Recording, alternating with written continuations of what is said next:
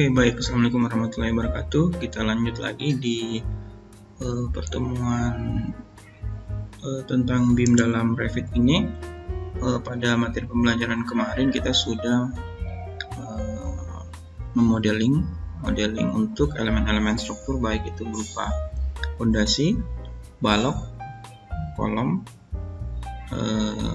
Dan pada pertemuan kali ini kita akan melanjutkan lagi modeling untuk elemen-elemen arsitektur. Nah, dalam aplikasi Revit ini di toolbar atas ini ada beberapa elemen-elemen atau family arsitektur yang bisa kita gunakan, seperti dinding, pintu, jendela, kemudian ada kolom arsitektural, kemudian ada atap, ceiling atau plafon, dan lantai.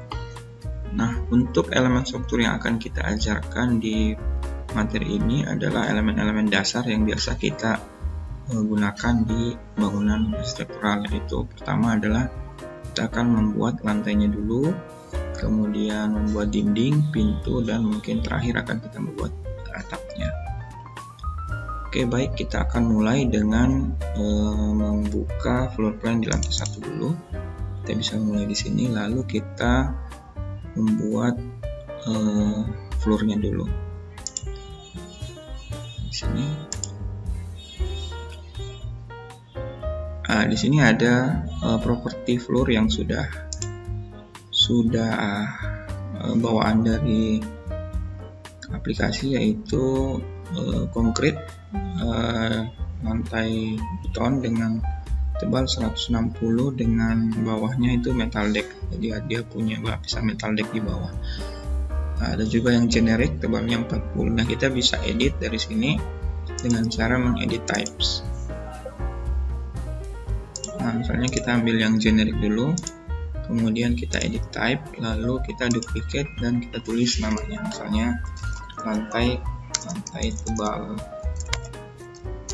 ketebalan 12. Nah, dari sini kita bisa mengedit construction dari parameter constructionnya. Nah, itu pertama kita lihat di structure-nya dulu. Kita lihat di sini ada thickness atau ketebalannya, kita bisa ganti jadi misalnya 120. Lalu kita ganti materialnya menjadi precast beton atau lantai konkrit. Nah, selain itu kita bisa menambahkan lapisan atas. Misalnya kita ingin menambahkan satu lapisan lagi di atasnya, kita tinggal klik insert, lalu kita tambahkan material finishingnya. Nah, tinggal kita pilih material finishingnya itu jenisnya apa. Jadi misalnya kita pilihnya tile atau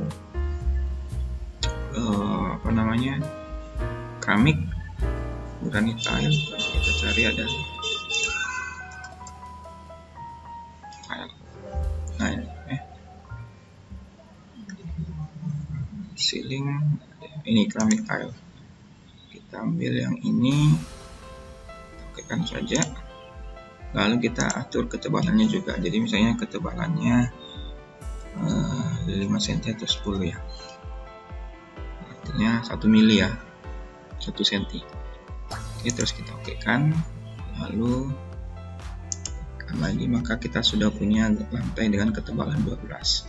Selanjutnya kita tinggal menggambar di mana posisi lantai yang akan kita tempatkan. Jadi kita bisa menggambarnya lewat rektang, langsung membuat segi 4 lantainya di mana. Misalnya lantainya segi 4 seperti ini, atau bisa juga dengan menggambarkannya dengan menggunakan rangkaian garis. Misalnya kita buat di sini dengan bentukan yang misalnya tidak terlalu beraturan, itu juga bisa. Selama kurva garis yang kita buat ini bisa tertutup, maka garis lantai yang kita buat ini akan terbentuk menjadi elemen atau family floor di model yang kita tinggal kita okekan. Ini sudah terbentuk, kita bisa cek di gambar 3D-nya. Ini di lantai 1 sudah ada satu lantai yang kita buat. Nah, bagaimana jika kita misalnya mau membuat lantai yang kita buat ini menjadi tipikal lagi, atau lantainya sama di setiap lantai ini. Nah, caranya adalah dengan menduplikat atau mengcopy lantai yang kita buat di lantai 1 ini, kemudian kita paste selected level, lalu kita pilih level yang kita mau. Nah, maka secara otomatis lantai ini akan tergenerate secara tipikal ke setiap lantainya, sama artinya. Dan kalau misalnya ada beberapa lantai yang mau diedit, kita bisa mengedit di garis lantainya. Jadi misalnya lantai 4 ini kita mau mundurkan satu blok atau satu grid lantainya, kita tinggal cari lantai 4 ini, kemudian kita pilih lantainya, lalu kita edit boundary-nya. Nah, ini tinggal kita mundurkan satu grid, lalu kita okekan. Nah, maka di lantai di 3D-nya kita bisa cek lantainya sudah bisa mundur. Begitu seterusnya sampai semua lantai yang kita butuhkan itu tertutupi. Oke, itu untuk membuat lantai. Selanjutnya elemen penting yang kedua untuk arsitektur itu tentunya adalah dinding, karena dinding ini adalah penyekat antar ruang yang ingin kita bentuk sesuai dengan program ruang yang kita buat di konsep. Nah, ini kita tinggal buka wall, lalu di wall ini tentu kita harus mengedit dulu propertinya, karena basicnya itu adalah generic seperti ini, generic wall 150.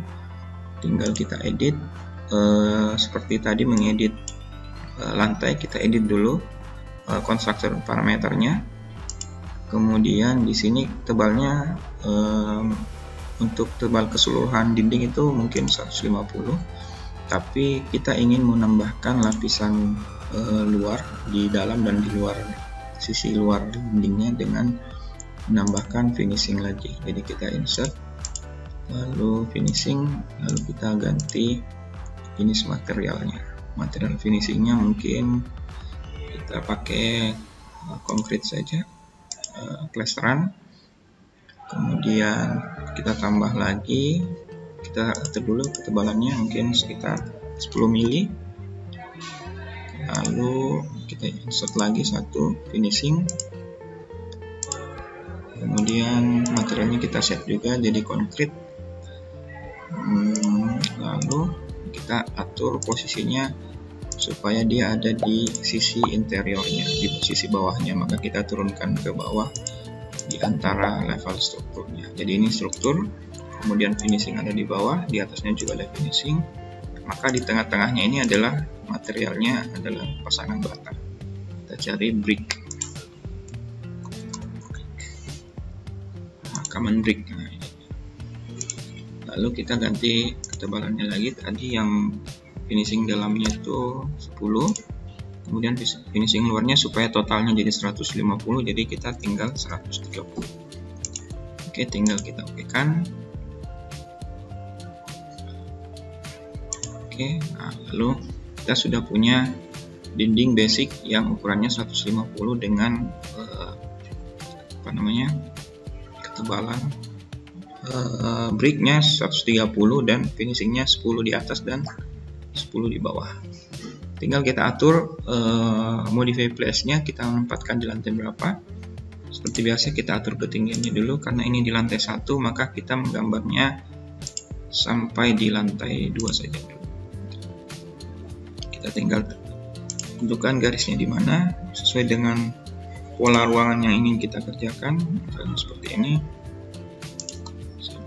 Satu ruangan kecil. Oke, sudah terlingkupi. Nah, ini sudah ada satu ruangan kecil. Lalu kita buat seperti dengan layout denah yang kita mau. Jadi untuk sementara saya buat ruangan panjang saja dulu supaya menjadi contoh saja. Kalian bisa membelok-belokannya juga. Jadi misalnya dibelokkan segini, segini, kemudian dilanjut lagi ke sini, itu boleh. Ini sama seperti kita menggambar di aplikasi AutoCAD, gambar garis. Jika tinggal kita cek, ini dindingnya sudah terbentuk di lantai 1, khusus di lantai 1 dengan pola seperti yang kita buat ini. Nah, begitu. Selanjutnya kemudian untuk menduplikasinya ke lantai berikutnya juga bisa dengan metode tadi, di copy kemudian di paste di selected level. Untuk beberapa jenis, misalnya ada beberapa dinding, misalnya dinding-dinding luar ini kemungkinan besar dia terduplikasi, maka tinggal kita pilih dindingnya ini, kemudian kalau mau milih semuanya tinggal select all instant, terus pilih entire project. Jadi dia akan memilih semua kolom yang ada atau dinding yang ada di project yang kita kerjakan ini.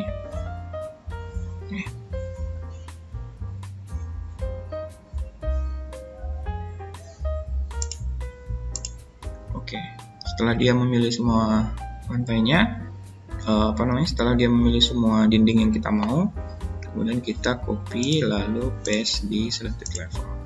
Nah, sama seperti tadi, kita pilih semua level misalnya, maka dindingnya ada yang overlap. Oh ya, ini dindingnya ada yang overlap karena elevasi lantainya ini ternyata di lantai 4 ini tidak sama. Elevasi lantainya adalah 300 atau 3 meter, sementara yang lain ini 3,5 meter, maka kelihatan di sini dinding yang warna orange ini overlap ke lantai berikutnya karena elevasinya kurang, maka kita tidak bisa menduplikasi di lantai 3. Kita undo dulu, kita hanya bisa menduplikasi sampai di lantai 2 saja, karena lantai 3 ini ternyata ketinggiannya berbeda. Oke, kemudian kita lanjut saja lagi ke lantai berikutnya, atau mungkin saya duplikasi dulu ini di lantai 4 saja supaya kita bisa mengambil contohnya di lantai 4. Kita copy kemudian paste level di lantai 4. Oke, lantai 4 sudah ada, kita masuk di lantai 4 karena ini lantai paling atas ya, lebih mudah. Kemudian elemen berikutnya yang tentu yang penting juga itu adalah pintu.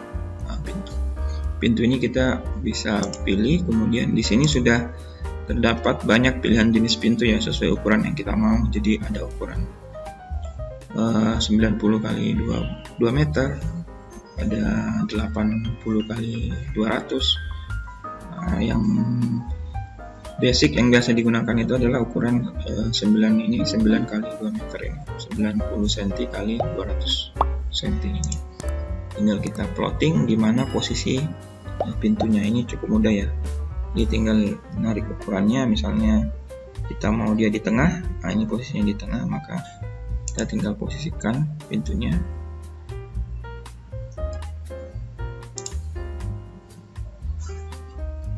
Oke.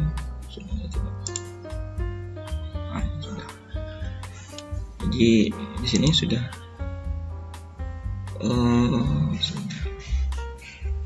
ini floor plan. Kita ganti view-nya dulu supaya pintunya kelihatan. Nah, ini dia, pintunya sudah kelihatan. Tinggal kita atur posisi bukaannya, mau ke dalam atau ke samping kanan kiri seperti ini. Maka akan tergambar secara otomatis pintunya dan dindingnya secara otomatis akan terboundary atau terpotong sesuai dengan ukuran dari pintu yang kita masukkan. Nah, ini bisa kita cek juga di 3D-nya seperti ini. Nah, begitu. Setelah itu pintu bisa kalian bikin dimanapun, letakkan dimanapun sesuai dengan garis dinding yang kalian punya. Jadi misalnya di sini ada, tempatkan lagi, kemudian di sini misalnya ada lagi bisa ditempatkan lagi, tinggal atur bukaannya seperti apa. Oke, selanjutnya ini cukup mudah. Kalau untuk membuat pintu tinggal ditempatkan dan dipilih family-nya. Selanjutnya yang penting juga itu adalah penutup atapnya. Nah, ini roofingnya. Nah, membuat atap ini kita tinggal memilih toolbar atap, lalu kita tentu memilih lagi jenis properti atap yang kita mau. Di sini ada beberapa jenis atapnya. Kita bisa edit juga, edit type-nya. Kalau misalnya mau mengedit parameter strukturnya di ketebalannya, ini sama dengan mengedit dinding dan lantai tadi. Kemudian untuk menggambar atapnya, kita tinggal membuat boundary-nya, tapi jangan lupa kita juga harus mengisi overhang atau lebar tritisan atapnya. Jadi misalnya kita mau lebar tritisannya 50 cm, maka kita buatnya 500 mili, sehingga nanti dari kotakan atap yang ingin kita buat, dia akan ter-offset ya. Kalau kita buat, kemudian di sini di offsetnya kita tulis 500, lalu kita akan bikin seperti ini. Kita coba lihat apakah sudah ya, di 3D nya. Oh belum, ini ternyata posisinya harusnya di elevasi lantai atap ya, kita salah. Kita tadi menggambarnya dia di rencana lantai 4. Oke, kita ambil dulu.